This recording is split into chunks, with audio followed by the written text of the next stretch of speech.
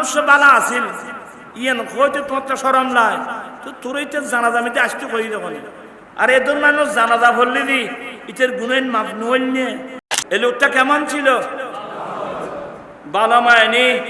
এবার তুই কিছু তয় দেখতে না হর ইতে মুসলমান আছিল বালা মায়নি সে কি ছিল এ মূর্তি পুজো এ মূর্তি পুজো করে নাই গাছ সুজো বাস সুজো আর দিন ব্যাগকে দুষ্টমি করছি কিন্তু শিরিক না করে এটা আল্লাহরা আল্লাহ হই ইসলাম ধর্ম ছিল আর ইতে যদি মানুষ বালা আছিল ইয়ান হইতে তোমার তো সরম নাই তো তোর ইতে জানাজামিতে আসতে কই যখন ওই যে কথা না বুঝো তোর আসতে কই যখন আর এদের মানুষ জানাজা বললি দি ইটের গুণের মাপ নইল নিয়ে এই লোকটা কেমন ছিল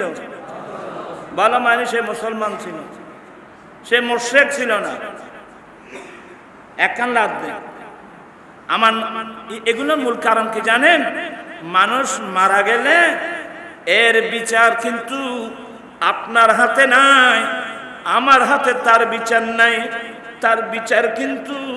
আল্লাহর হাতে মানুষ মারা গেলে পৃথিবীর কোন শক্তি নাই বাংলাদেশের হাইকোর্ট জজ কোর্ট সুপ্রিম কোর্টের কোন শক্তি নাই হ্যাঁ একটা পারবেন সে যদি মারা যায় কি কারণে মারা গেল এটা যদি ময়না তদন্ত করতে হয় হাকিম যদি নির্দেশ দেয় তার খবর থেকে লাশটা তুলে ময়না তদন্ত করা হোক হ্যাঁ এটা করতে পারবেন এর বিচার করার ক্ষমতা পৃথিবীর মধ্যে কারো নেই এর হিসাব কার কাছে আল্লাহর কাছে এটা আমার রাসূল বলছেন আমার উম্মত কোন মুমিন মারা গেলে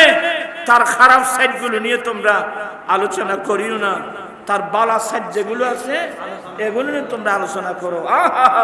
রহমতুল্লিল আলামিন।